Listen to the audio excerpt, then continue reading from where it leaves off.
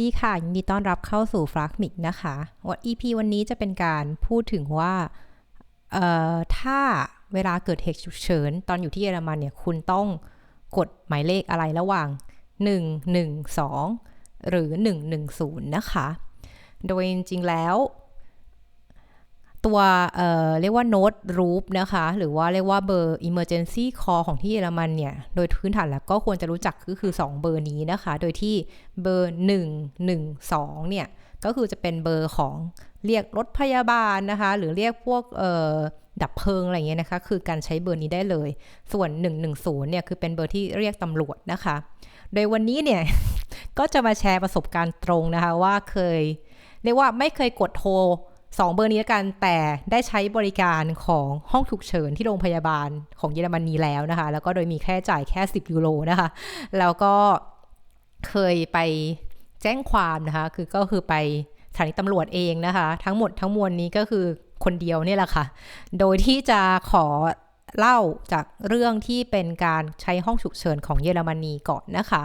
ก็อันนี้จริงๆแล้วถ้าเกิดใครเป็นแฟนคลับนะคะที่ตามเพจของ7ปีใต้ทับทิมอินซีเล็กเนี่ยตั้งแต่2012อะไรอย่างเงี้ยนะคะตั้งแต่2014สิเปิด2014นะคะก็จะได้อ่านเรื่องราวนี้นะคะไฟเขียนเป็นบล็อกไว้ว่าตอนนั้นเนี่ยได้มีโอกาสไปใช้บริการห้องฉุกเฉินของเยอรมนีได้อย่างไรนะคะแล้วก็มีเรื่องราวต่อเนื่องจากตรงนั้นมาด้วยนะคะอันนั้นก็คือเรียกว่าการใช้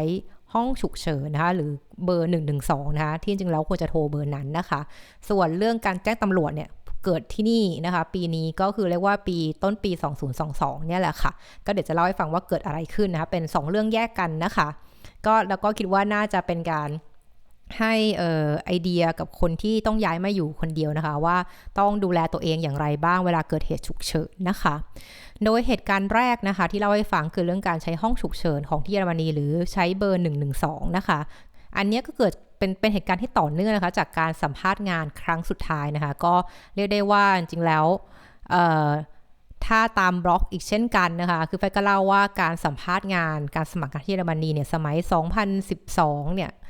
มันตอนนั้นเนี่ยมันยากขนาดไหนนะและตัวไฟเองก็เรียกว่าก็เป็นช่วงที่หนักหนาสาหัสเหมือนกันนะคะในเรื่องการหางานที่นี่นะคะแต่พอดีเนี่ยตอนช่วงที่เกิดเหตุเนี่ยคือเป็นช่วงเดือนตุลาวันที่12เดือน10 2012เลขสวยค่ะ12 10แล้วก็12นะคะจะมีครบว่า112และ110อยู่ในตัวเลขนี้ครบเลยนะคะนี่ไม่ได้จะใบ้หวยนะแต่ว่าเป็นเหตุการณ์ที่เราเขียนไว้เนาะก็คือว่าตอนนั้นเนี่ยซึ่งสัมภาษณ์งานเสร็จครั้งสุดท้ายนะคะแล้วก็กำลังมีความสุขสุดๆเพราะว่าทางบริษัทที่ไปสัมภาษณ์งานเนี่ยเขาก็ตอบรับมานะคะว่าให้เริ่มงานได้เลยนะคะในช่วงเดือนเรียกว่าพฤศจิกาอะไรเงี้ยค่ะก็คือกำลังเรียกว่ากลับมาตอนนั้นย้ายมาอยู่ที่ฮัมบูร์กนะคะคนเดียวหลังจากเรียนจบแล้วจากเมืองลูเนบวกนะคะก็ตอนนั้นก็รู้สึกว่าดีใจจังกำลังมีความสุขกำลังจะเตรียมเอาเรียกว่าสัญญาจ้างงานเนี่ยไปทำ work permit นะคะเพื่อได้ทำงานเปลี่ยนวีซ่าตอนนั้นเราจะได้วีซ่าหางานทำเนาะคือเยอรมนีเนี่ยก็จะให้วีซ่าหางานทำประมาณเรียกว่า18 เดือนนะคะหลังจากเรียนจบจากที่เยอรมนีแล้วก็ชีวิตก็จะมีโอกาสนะคะเรียกว่าให้โอกาสนักศึกษาเนี่ยที่จบจากมหาวิทยาลัยเยอรมนีในการหางานทำที่นี่นะคะถ้าเราสามารถแข่งขันกับคนที่มาสมัครงานที่นี่ที่หลากหลายได้แล้วนะคะทีนี้เนี่ยเราก็โอเคงั้น1คือไปทำ work permit นะคะให้เรียบร้อย2ก็คือหาบ้านเนาะเช่าในที่สตุตการ์ดนะคะคือได้งานทำที่สตุตการ์ดก็คือเรียกว่าจากฮัมบูร์กเป็นคนชาวเหนือมาตลอดนะคะต้องลงใต้ก็ต้องเหมือนเปลี่ยนชีวิตเหมือนกันนะคะหลังจากที่อยู่ที่ฮัมบูร์กมา5 ปีนะคะก็เรียกว่าหรือทางเหนือมา5 ปีแล้วทีนี้เนี่ยตอนนั้นเนี่ยก็นึกภาพว่าคนแบบเหมือนรู้สึกท้อแท้จากการหางานมาเป็น10 เดือนนะคะเป็น1 ปีเลยมั้งคือกว่าจะได้งานนี่คือแบบ13 เดือนแล้วอะหลังจากได้วีซ่าหางานทำคือเรียกว่าใกล้หมดเวลาแล้วจากทั้ง18 เดือนอย่างเงี้ยค่ะก็ดีใจมากดีใจแบบโอ๊ยกรี๊ดกราดนะคะแต่ในวันนั้นเนี่ยก็เหมือนดีใจอยู่ได้1 สัปดาห์ค่ะหลังจากได้งานทำแล้วเนี่ยจะได้ผลแล้วเนี่ยก็เหมือนถูกกระชากลงมาจากหอคอยงาช้างที่กำลังดีใจว่าจะได้เริ่มต้นใหม่ก็คือว่าในวันอาทิตย์ที่21 ตุลาคมนะคะอันนี้วันจดไว้แน่นอนนะคะเป็นวันอาทิตย์ที่แบบขี้เกียจมากก็เป็นวันที่ตื่นสายนะคะแล้วก็ตื่นมาก็นั่งเล่นอินเทอร์เน็ตไปเรื่อยๆนะคะพ พอสายๆก็จะไปนั่งสมาธิอันนี้ก็ถ้าไฟก็จะเล่าให้ฟังตลอดนะคะว่ากิจกรรมปกติที่ไฟทำทุกวันตั้งแต่อายุ20จนถึงปัจจุบันก็เกือบจะ20ปีแล้วเนี่ยคือการนั่งสมาธิประจำวันนะคะเราคือปกติไฟจะนั่งทั้งเดินจงกรมแล้วก็นั่งสมาธินะคะก็คือฝึกอย่างนี้มาตลอดนะคะเพื่อที่จะทำให้จิตใจเราก็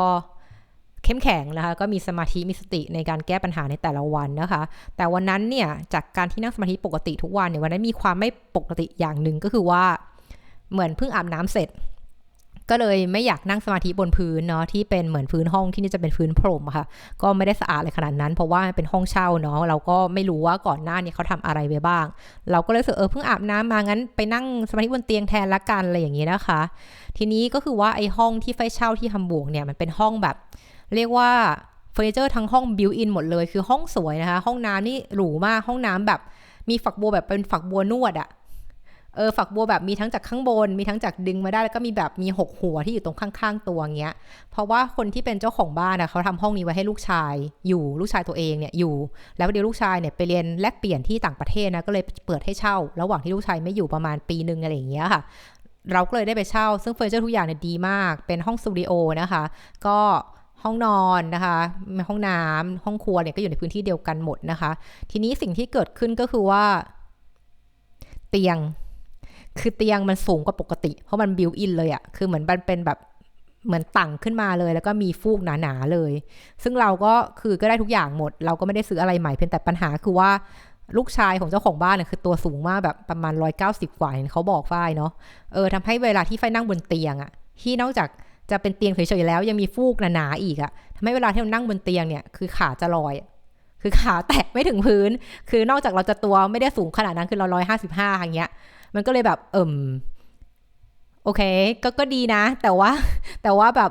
มันก็ทำให้เกิดเหตุการณ์ที่ว่านี้ขึ้นมาก็คือว่าหลังจากที่นั่งสมาธิเราจะนั่งสมาธิ1 ชั่วโมงเนาะ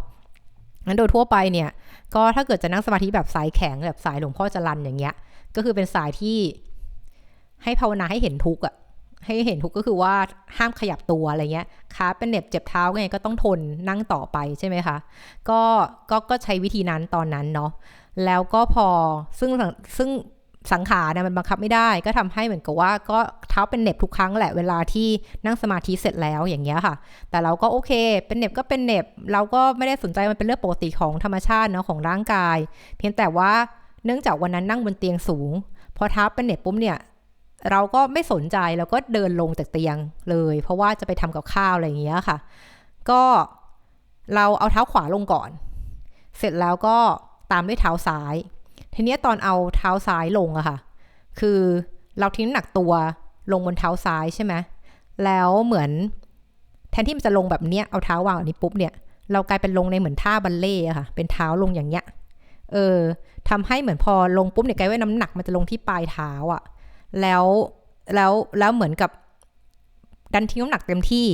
แล้วก็ได้ยินเสียงดังกรอบแบบกรอบอย่างเงี้ยแล้วก็เกิดอะไรขึ้นก็ตกใจนะพอได้ยินเสียงก็ตกใจก็รีบนั่งลงเลยอ่ะรีบสุดตัวนั่งแล้วก็ลองขยับหมุนข้อเท้าซ้ายดูอ่ะซึ่งมันก็ก็ยังขยับได้อยู่ยังไม่เจ็บในการของหมุนข้อเท้าใช่ไหมคะก็ยังหมุนได้แล้วก็นวดเท้าต่อหน่อยก็งั้นไม่ต้องตกใจเพราะรู้สึกว่าไม่เป็นอะไรเนาะก็เลยคิดว่าคงเอ็นพลิกอะไรอย่างเงี้ยก็เดินไปห้องครัวต่อก็ไปยืนผัดอาหารกินเงี้ยประมาณนั้นพอจนผัดอาหารจนเสร็จแล้วด้วยนะจนไปนั่งโต๊ะแล้วซึ่งโต๊ะก็จะเหมือนเป็นเคาน์เตอร์บาร์ค่ะก็นั่งบนโต๊ะแล้วก็เริ่มกินไปแล้วด้วยคือตักอาหารกินแล้วแต่พอกินได้ไม่กี่คำเนี่ยก็อยู่ๆก็รู้สึกถึงความแบบเจ็บจี๊ดเลยอะเจ็บเหมือนเข็มจิ้มอะมาจากเท้าฝั่งซ้ายเนาะด้านเหมือนกาบเหมือนตรงแถวๆเนี้ยจากเท้าซ้ายถึงตรงส่วนนี้ของเท้าซ้ายรู้สึกเจ็บมากเจ็บแล้วมันรู้สึกว่ามันเป็นความเจ็บปวดเนี่ยมันวิ่งจากเท้าขึ้นมาบนสมองอะแล้วแบบมันก็ภาพดับไปเลยคือเหมือน black out ก็คือแบบดับวูบไปเลยแล้วก็รู้สึกตัวทีนึงซึ่งก็ไม่รู้ว่าผ่านไป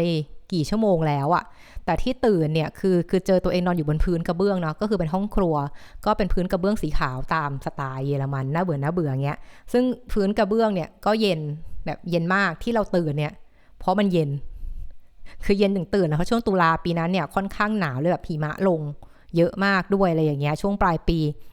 ก็ตอนพอรู้สึกโตขึ้นมาก็รู้สึกว่าเรามาทำอะไรบนพื้นอันนี้ความรู้สึกเลย ฉันมาอยู่พื้นได้ยังไงอะไรอย่างเงี้ยแล้วก็พอมองไปรอบก็เห็นนะว่าแบบว่าเห็นแว่นตาเนี่ยหลุดตกอยู่ไกลๆแต่ว่าไม่แตกแว่นตาอยู่ดีนะแล้วก็เห็นช้อนกินข้าวก็หล่นอยู่เหมือนกันอยู่แถวๆนั้นอะไรอย่างเงี้ยนะคะเสร็จแล้วก็งงแล้วก็ข้าวก็ตกลงมาด้วยนะเพราะแบบเหมือนกับบอกแล้วว่ากำลังกินอยู่เงี้ยคือมันหมดสติไปตอนนั้นพอดีเราก็เริ่มลำดับเหตุการณ์แล้วว่ามันเกิดอะไรขึ้นก็นึกว่าเราคงหมดสติไปเพราะว่าเจ็บที่เท้ามากแล้วพอก้มไปดูที่เท้าเนี่ยก็ไม่เห็นว่ามันจะมีอะไรเลยก็ไม่เห็นว่ามันจะมีความผิดปกติตรงไหนให้เห็นจากภายนอกอะเนาะแต่ก็รู้สึกว่ามันเจ็บมากก็เลยไม่กล้าเดินลงน้ำหนักเลยค่อยๆแบบคลานแทนเหมือนคลานไปหยิบโทรศัพท์ซึ่งสมัยนั้นต้องบอกเลยนะว่าโทรศัพท์เรายังใช้โนเกียอยู่อะคือจำได้ว่า2012เนี่ย iPhone มีออกมาแล้วแต่คือเราไม่ซื้อเรารู้สึกว่าเราคงไม่จำเป็นมั้งอะไรอย่างเงี้ยก็คือไม่ได้ซื้อมือถือ iPhone เนาะแล้วจำได้ว่าของที่ได้รับได้ว่าหลังจากเท้าหักแล้วเนี่ยที่บ้านอนุญาตให้ซื้อ iPhone ได้ iPhone เป็นของปลอบใจหลังจากแบบเท้าหักอะไรอย่างงี้ใช่ไหมก็ตอนนั้นเนี่ยก็พอหลังจากที่แบบคลานปิดโทรศัพท์ที่เป็นโทรศัพท์เก่าๆโบราณอย่างเงี้ยก็โทรศัพท์โทรไปที่บ้านคุณป้าเนาะคุณป้าที่อยู่ที่ไทยเลยเพราะว่าบ้านฝ้ายเนี่ยคุณลุงคุณป้าเนี่ยแล้วก็ลูกพี่ลูกน้อง2 คนนะคะก็เป็นคุณหมอทั้งบ้านเลยคือเป็นหมอศัลยกรรมนะคะหมอตาแล้วก็หมอเอ็กซเรย์แล้วก็มีคุณป้าเนี่ยแหละเป็นพยาบาลเนาะเป็นครอบครัวคุณหมอเพราะฉะนั้นเวลาฝ้ายมีปัญหาอะไรก็จะโทรไปหาอะไรอย่างเงี้ยเพราะไม่รู้จะทำอย่างไรตอนแรกก็ที่บ้านคุณป้าก็บอกก็ให้เราดูอาการวันนึงแล้วค่อยไปหาหมอกันว่าเป็นยังไงอะไรอย่างเงี้ยเพราะว่าภายนอกมันไม่เห็นมีอะไรเป็นพิเศษก็หลังจากนั้นก็คุณป้าให้หาอะไรเย็นๆมาประคบสิอะไรอย่างเงี้ยลองดูซิว่าเผื่อมันจะหายเจ็บอะไรอย่างเงี้ยให้มันผ่อนคลายอะไรตรงนั้นอะตรงอาจจะเป็นเอ็นอะไรพวกนี้อย่างเงี้ยเนาะดังนั้นเนี่ยพอป้าเอาให้เอาอะไรเย็นๆประคบแล้วก็แบบ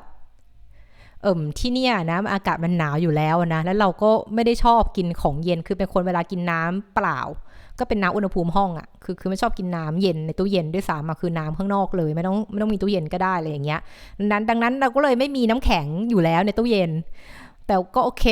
เพื่อตอบโจทย์ว่าให้เอาอะไรเย็นๆมาประคบเนาะเป็นคนฟังก์ชันมากกว่าเรียกว่ารูปแบบอะไรอย่างเงี้ยเนื้อหาสำคัญกว่ารูปแบบอะไรเงี้ยเนาะก็ไปเจอปลาแซลมอนแช่แข็งคือปกติชอบกินปลาแซลมอนเอาปลาแซลมอนแช่แข็งนั่นแหละมาประคบเท้าไว้อะไรอย่างเงี้ยเพียงแต่ว่าก็หลังจากนั้นเนี่ยก็โทรไปบอกเพื่อนๆเรียกว่าเพื่อนคนเยอรมันเนาะก็ต้องบอกว่าฝ้ายอยู่ที่เนี่ยตอนปีที่อยู่มาเนี่ยก็เรียกได้ว่าไม่ค่อยได้ไม่มีคนไทยอยู่ในเมืองเล็กๆคือลูเนบวกเมืองนั้นอันนั้นเพื่อนที่ฝ้ายสนิทด้วยเนี่ยก็จะเป็นคนเยอรมันทั้งหมดเลยซึ่งข้อแรกก็เลยตัวละครที่มีส่วนร่วมก็จะมี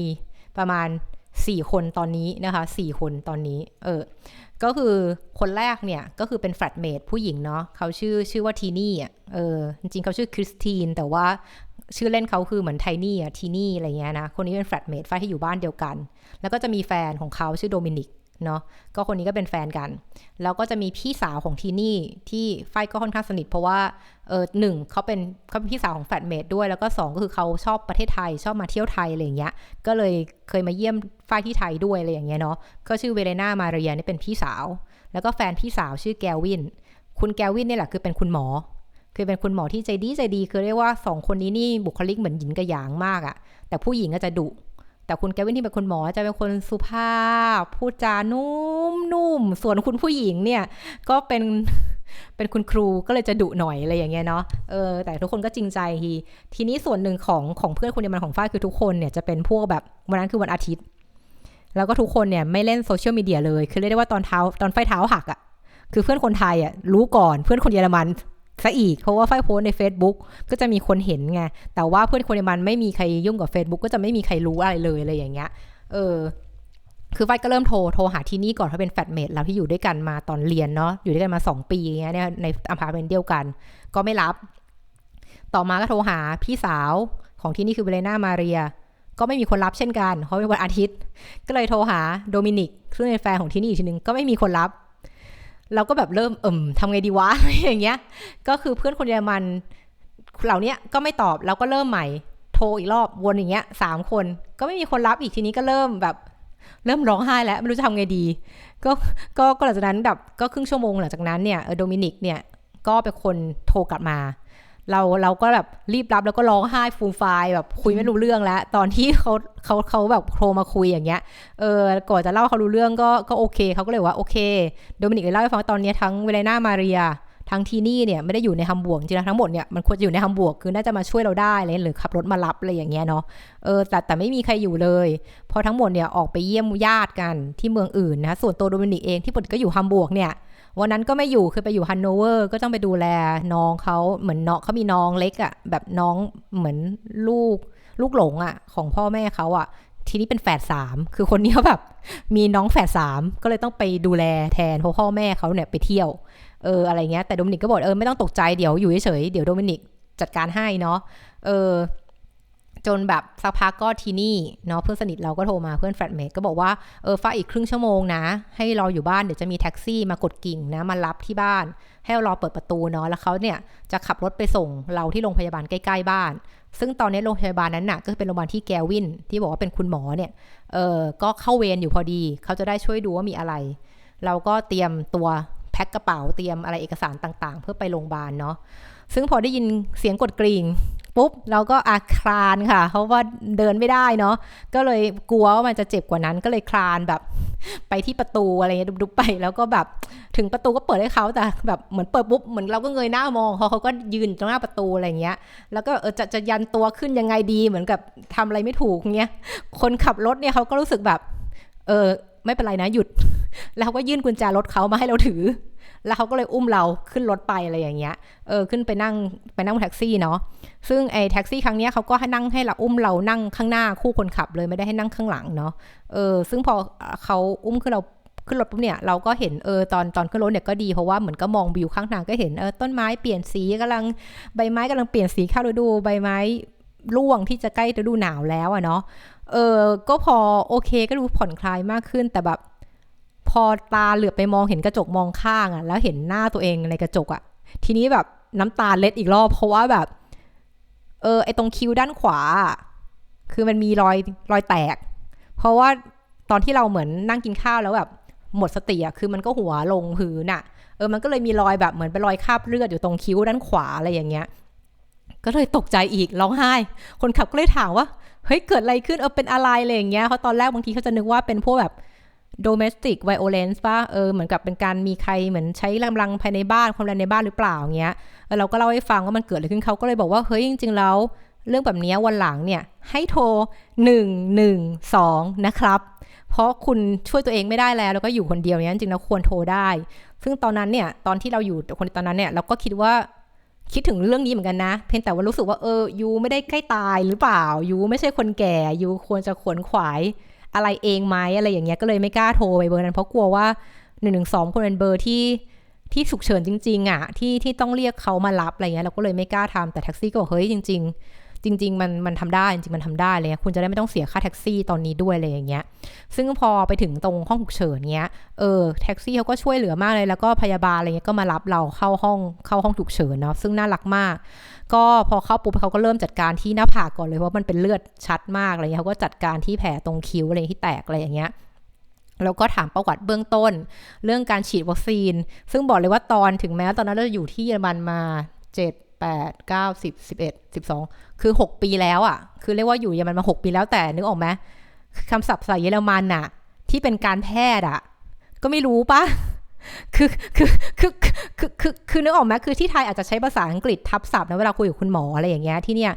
แต่ว่าที่เยอรมันเนี่ยก็ทุกอย่างเป็นภาษาเยอรมันหมดเพราะเขาก็เป็นประเทศแห่งการแพทย์อยู่แล้วเนาะเขาก็ใช้แบบชาตินิยมอ่ะเขาก็ถามเราหลายอย่างมากว่าคุณฉีดวัคซีนอะไรไปแล้วบ้างตอนนั้นแบบไม่เข้าใจค่ะคืออันนี้คืออะไรไม่รู้อะไรเงี้ยสมัยนั้นอย่างที่บอกว่ามันไม่ได้มีอินเทอร์เน็ตที่แบบเป็น iPad เปิดอะไรได้เลยคือตอนนั้นเรายังใช้มือถือโนเกียอยู่จ้ะอะไรอย่างเงี้ยแล้วอินเทอร์เน็ตก็ไม่ได้ชั่วถึงขนาดนี้อะไรอย่างเงี้ยเนาะ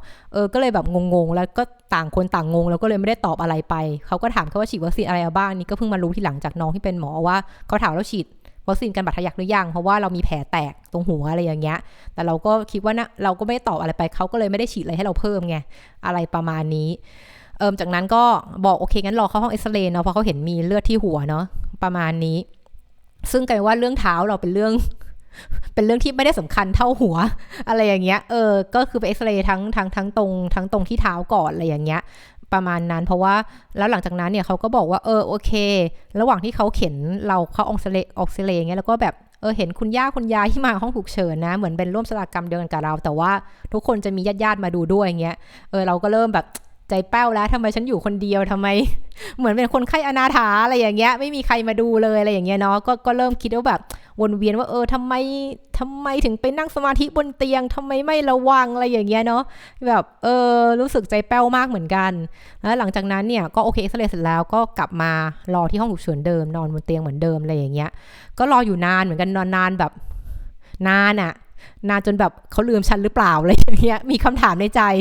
จนแบบแพทย์เวรหนุ่มน้อยก็เข้ามานะซึ่งเขาก็ไม่ได้เข้ามาคนเดียวก็เข้ามาแกวินด้วยที่บอกว่าเป็นแฟนของพี่สาวเนาะเวเลน่ามาเรียอย่างเงี้ยคือเขาเข้ามาปุ๊บนะโอ๊ยเราแบบร้องไห้อะฟูมฟายอะไรอย่างเงี้ยเขาก็เข้ามาก่อนแล้วฝ้ายทำอะไรมาแบบสไตล์แบบเสียงนุ่มๆแบบ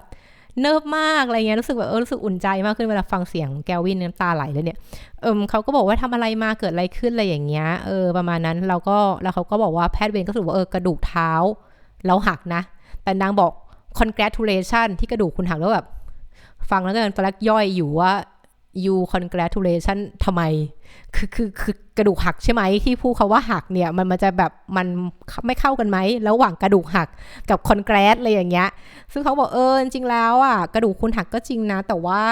คือยูก็แค่ต้องเข้าฝึกประมาณพัก 4-6 สัปดาห์อะไรอย่างเงี้ยแล้วมันก็จะหายเหมือนเดิมแล้วที่มันเป็นข่าวดีหรือ congratulation เนี่ยก็เพราะว่ากระดูกยูหักแบบหักสวยมากคือหักแบบที่ว่าคุณไม่ต้องผ่าตัดเพื่อให้เชื่อมกระดูกเลยเพราะว่ามันหักสวยคือแค่ดามเฟือกไว้เนาะระยะหนึ่งเราอยู่เฉยๆเนี่ยมันก็จะต่อกันติดเองประมาณนี้ซึ่งเราก็แบบโอเคงั้นแสดงว่าเราควรจะดีใจที่ว่าในความโชคร้ายก็ยังมีความโชคดีอยู่บ้างใช่ไหมอะไรอย่างเงี้ยเขาก็แบบประมาณนั้นแหละครับแล้วแกวินเนี่ยก็บอกว่าเดี๋ยวคุณพยาบาลจะมาทำเฟือกให้นะแล้วก็จะสอนวิธีฉีดยาด้วยตัวเองด้วยนะตอนนี้เราก็แบบฉีดยาด้วยตัวเองคือยูพูดผิดใช่ปะหรือว่าฉันฟังผิดคือเข้าใจว่าคงจะมีคนมาฉีดยาให้ใช่ไหมเผื่อปวดอะไรอย่างนี้ใช่ไหมคิดในใจอย่างนั้นคือคิดว่าเราเข้าใจความหมายเขาผิดอันนี้ตอนแรกเนาะสักพักมันไม่ใช่ว่ะคือเขาพูดอย่างนั้นจริงคือเขาบอกว่าให้ยูฝึกฉีดยาเองเราก็แบบอะไรวะ อะไรอย่างเงี้ยจนเขาก็บอกว่าโอเคเนี่ยนะคุณพยาบาลก็เข้ามาก็บอกว่าเนี่ยหลังจากนี้1 สัปดาห์นะระบบของเยอรมันก็คือว่าคุณไปหาหมอที่อยู่ใกล้บ้านเนาะที่เป็นแพทย์กระดูกเขาก็จะมีบอกว่าให้ไปหาหมอเจ้านี้นะที่อยู่ใกล้บ้านแล้วก็ให้เวลาไปเจอหมอเนี่ยเพื่อเป็นการ follow up เนาะภายใน1 สัปดาห์เนี่ยคือให้ไปบอกหมอว่าอันเนี้ยเคสเนี้ยไม่ต้องผ่าตัดนะคือเขาย้ำกับเรามากว่าแบบเวลาไปเจอหมอกระดูกโดยตรงหมอเฉพาะทางเนี่ยให้อยู่บอกเขาให้ชัดว่าห้ามผ่าตัด no op อะไรเงี้ย no operation อะไรอย่างเงี้ยค่ะเพราะว่าแค่ให้อยู่เฉยๆเนี่ยมันก็น่าจะผสานกันเองอยู่แล้วเนาะเผื่อหมอเขาเกิดบอกให้เราผ่าตัดเงี้ยก็ให้แย้งไปว่าห้ามผ่าเนาะแต่สิ่งที่คุณหมอแพทย์เวรวันนี้ห่วงคือห่วงเรื่องสมองเราเพราะว่าเราแบบหัวกระแทกพื้นเขาก็แบบกลัวว่ามันจะมีผลกระทบกระเทือนสมองหรือเปล่าเนาะเขาเลยว่าเนี่ยเพียงแต่ว่าหลังจากนี้ต้นไปใน24 ชั่วโมงเนี่ยคุณต้องมีคนคอยดูแลนะคุณต้องมีคนคอยดูแลอะไรอย่างเงี้ยเพราะว่าถ้าเกิดเรามีอ้วกหรือมีมึนหัวเงี้ยมันต้องพามาหาหมอ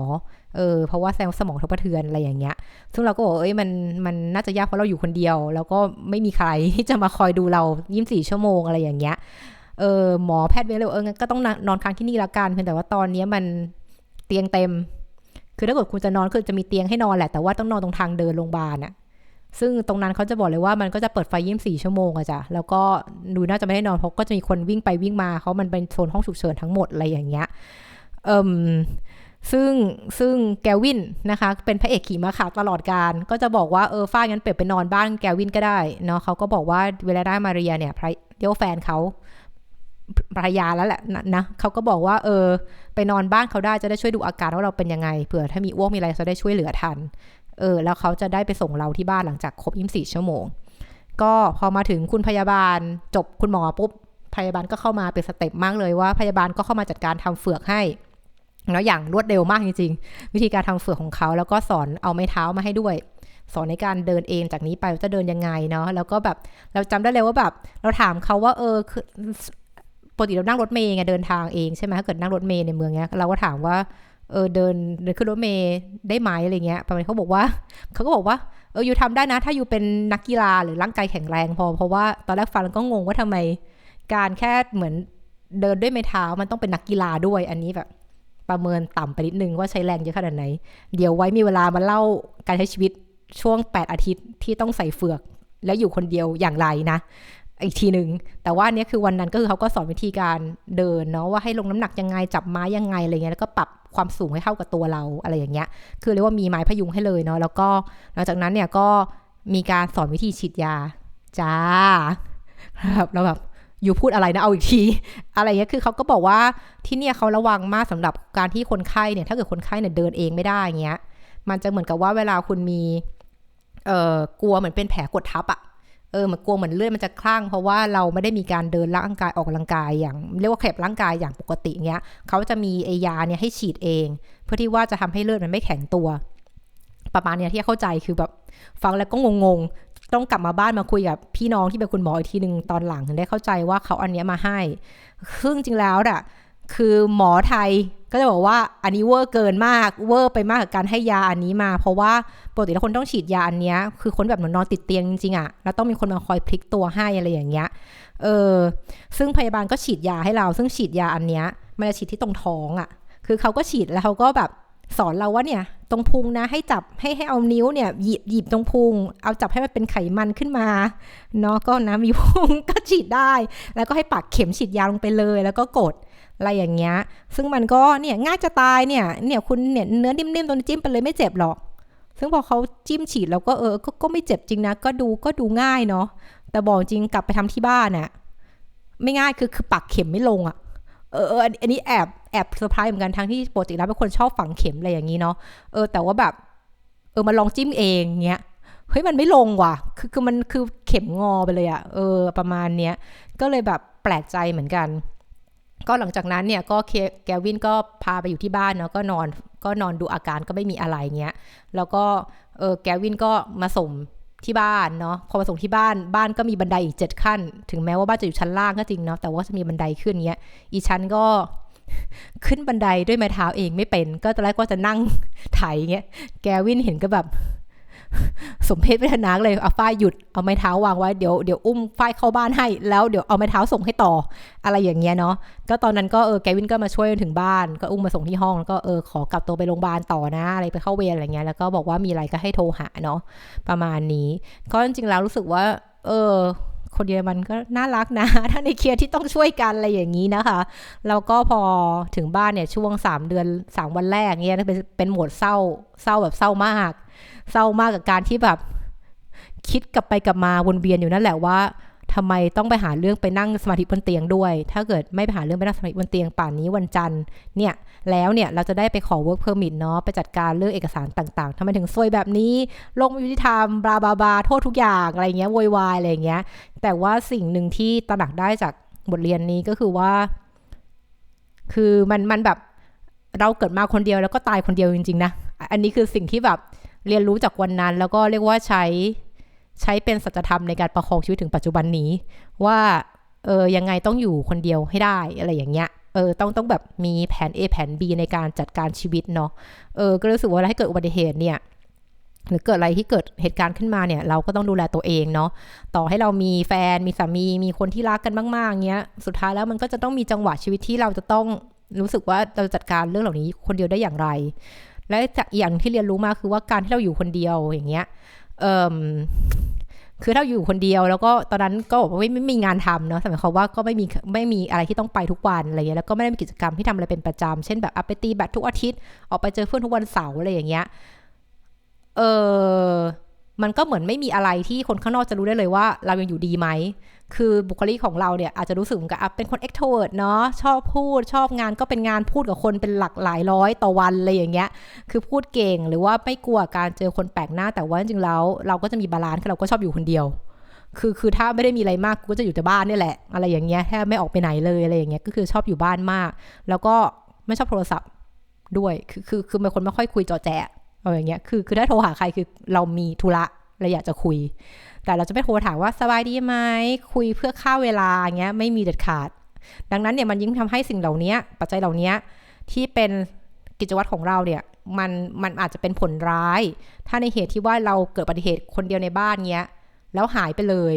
อย่างเงี้ยโดยที่ปกติเราก็หายอยู่แล้วนึกออกไหมตอนแรกคิดว่ากว่าคนจะมาเจอศพฉันอะไรอย่างเงี้ยก็เลยเป็นที่มาว่าบางครั้งเราก็จะแบบอัปเดต Facebook ปัจจุบันนะจากนั้นเนี่ยก็พยายามจะอัปเดตอะไรอย่างโซเชียลมีเดียบ้างเพื่อนู่นนั่นนี่อะไรเงี้ยหรือว่าก็อย่างน้อยก็พ่อแม่แหละก็จะมีเทคหาอะไรอย่างเงี้ยเพียงแต่ว่าคนรอบตัวที่อยู่ใกล้ๆเราในประเทศเดียวกันเนี่ยเขาก็จะไม่รู้เลยบางทีคนไทยรู้ก่อนอะไรเงี้ยถ้าเราเกิดอะไรขึ้นอะไรเงี้ยค่ะก็เลยรู้สึกว่ามันคงต้องมีการบาลานซ์บ้างระหว่างว่าระหว่างฉุกเฉินเนี่ยเราจะทำอะไรบ้างมีใครติดต่อได้อะไรอย่างเงี้ยเนาะแล้วก็ควรโทรหาใครอะไรอย่างเงี้ยเพราะอย่างที่บอกว่าถ้าเกิดตอนที่เราล้มลงแล้วแบบหัวแตกเยอะเสียเลือดเยอะอย่างเงี้ยมันจะยังไงแล้วหมดสตินานๆจะเป็นอะไรไหมอะไรอย่างเงี้ยเพราะว่าถ้าเกิดรอให้คนนึกถึงเราเนี่ยคงผ่านไปเป็นเดือนแล้วมั้งถึงจะนึกถึงอะไรอย่างเงี้ยเนื่องจากเราก็ค่อนข้างสันโดษมากนะก็อันนี้ตอนนี้ของจบแค่นี้แล้วกันเนาะโดยที่ความอีโรนีก็คือว่าอาหารมื้อแรกของที่กลับมาที่บ้านเนี่ยก็คือปลาแซลมอนที่บอกเอามักมาคบเท้าอ่ะตอนแรกมันเป็นน้ำแข็งอยู่พอละลายหมดแล้วก็เอาเข้าลังถึงนึ่งกินกับข้าวจบอะไรประมาณนี้แล้วเดี๋ยวตอนหน้าถ้ามีเวลาจะค่อยมาเล่าว่าการใช้ชีวิตตอนขาหักเนี่ยมันทำอย่างไรทีนี้ส่วนที่2ก็คือว่าปิดท้ายสั้นๆเนาะวันนี้ก็ครึ่งชั่วโมงแล้วก็คือว่าตำรวจ110เนี่ยคือเบอร์โทรเรียกตำรวจถ้าเกิดมีอย่างเช่นถ้าเกิดว่าอยู่บ้านแล้วแบบเพื่อนบ้านเสียงดังแบบทำอะไรเสียงดังเล่นเพลงดังหรือแบบมีปาร์ตี้ดังอะไรอย่างเงี้ยบางทีเนี่ยเราควรจะโทรหาตำรวจให้ตำรวจมาจัดการมากกว่าที่จะออกจากห้องแล้วไปเคาะบอกเขาให้เงียบอันนี้ส่วนใหญ่เท่าที่เราอยู่มาแล้วเพื่อนๆที่เนี่ยก็จะบอกเหมือนกันว่าอย่าไปพูดเองเพราะว่าเราก็ไม่รู้ว่าคนที่เราไปเจอเนี่ยเขาเป็นคนแบบไหนถ้าเขามีวุฒิภาวะมีการศึกษาก็จะรู้ว่าโอเคอันนี้มันก็การอยู่ร่วมกันคงต้องระวังนิดนึงเนาะในเรื่องการใช้เสียงดังนั้นเนี่ยก็คือ10คือเป็นเบอร์ที่ควรต้องโทรหาตำรวจทีนี้สิ่งที่เกิดขึ้นกับเราคือว่าอันนี้เลยค่ะคืออันเนี้ยก็คือเป็นเหมือนไพ่ทารอตเนาะที่เราก็สั่งซื้อจาก Amazon ปกติทั่วๆไปเลยแล้วเราก็สั่งของออนไลน์ตลอดอยู่ที่เนี่ยสั่งตลอดเพราะเราขี้เกียจออกไปซื้อเองเนี่ยจริงๆแล้วเป็นคนขี้เกียจออกไปข้างนอกมากนะก็ถ้ามีอะไรสั่งมาบ้านได้ก็จะมาสั่งมาที่บ้านตลอดอะค่ะแล้วก็ที่เป็นประหลาดก็คือว่าวันนั้นเนี่ยเป็นวันเสาร์ช่วงเช้าเลย10:45เขากำลังทำอาหารเช้าวุ่นวายอยู่กำลังกินอยู่อะไรอย่างเงี้ยแล้วก็จำได้ว่ามีคนกดกริ่งที่บ้านหน้าประตูบอกว่าเนี่ยมีไปรษณีย์มาส่งนะที่จำได้แม่นอีกทีนึงก็คือว่าเป็นครั้งแรกที่เรารู้สึกว่าคนที่มาจาก DHL ก็คือ DHL เงี้ยเป็นผู้หญิงคือเหมือนเป็นผู้หญิงบุรุษภีผู้หญิงเขาก็บอกมีพัสดุมาส่งนะอะไรเงี้ยเขาก็เดี๋ยวเขาวางทิ้งไว้ข้างล่างเนาะเดี๋ยวคุณลงมาเอาใช่ไหมซึ่งก็ปกติอะที่นี่คือว่าพอมีคนกดกริ่งปุ๊บคุณก็เปิดกดให้ประตูข้างล่างมันเปิดใช่ปะแล้วเขาจะเอาของวางทิ้งไว้ตรงโถงทางเดินข้างล่างซึ่งก็เป็นเรื่องปกติแล้วเราก็เรียกได้ว่าอยู่ที่นี่มาอะไรนะเกือบ6 เดือนอะแล้วก็สั่งของนี้ประจำซึ่งของบางชิ้นเนี่ยเป็น100 ยูโรอะก็ไม่เห็นมีอะไรเกิดขึ้นนะก็บางทีเราก็เขามาส่งแต่เช้าเราลงไปหยิบตอนเย็นแบบทุ่มนึงด้วยซ้ำเพราะว่าเราอาจจะประชุมหรืออะไรอยู่อย่างเงี้ยแต่วันนั้นเป็นวันเสาร์ซึ่งพอเขากดกิ่งปุ๊บเราก็รู้แล้วว่าอันเนี้ยมาส่งแล้วเลยโอเคงั้นเดี๋ยวเราลงไปซึ่งจำได้ว่าดูนาฬิกาเลยเพราะเราอยากได้ไพ่ชุดนี้มากไงมันสวยอย่างเงี้ยใช่ปะเราลงไปถึงข้างล่างคือมันแค่11:10อย่างนั้นเนี่ยคือมันเวลามันสั้นมากคือเรียกว่าแค่ครึ่งชั่วโมงไม่ถึงครึ่งชั่วโมงพอเราลงไปข้างล่างเราก็เจอกล่องพัสดุเพียงแต่ว่ากล่องมันถูกเปิดแล้วของมันหายไปฉันก็แบบเฮ้ยอะไรวะคือเกิดอะไรขึ้นคืองงมากเลยแล้วก็เจอเหมือนพอดีเจอผู้ชายอยู่กำลังเหมือนย้ายบ้านเพราะช่วงนั้นก็มีคนย้ายบ้านวันเสาร์อะไรอย่างเงี้ยเขาก็แบบวันนั้นเนี่ยวันที่2 เมษา2 เมษาเงี้ยเขาก็กำลังย้ายบ้านอยู่เราก็ถามว่าคุณเห็นใครไหมที่เดินผ่านตรงโถงนี้อะไรอย่างเงี้ยเขาบอกเขาก็เห็นแค่บุรุษไปรษณีย์มาก็คือผู้หญิงคนนั้นที่เราบอกมาวางไว้อะไรอย่างเงี้ยประมาณนั้นเราก็แบบแต่เขาไม่เห็นคนอื่นแล้วก็เลยหรอคือมีคนขโมยของเราเขาไม่เห็นนะแล้วก็ไม่มีกล้องวงจรปิดด้วยนั่นสิ่งที่เกิดขึ้นต่อมาคือฉันก็งงมากกับการที่มีคนขโมยของซึ่งแบบคือมันของแค่อันนี้แค่20 ยูโรมันไม่ได้แพงขนาดนั้นแล้วมันก็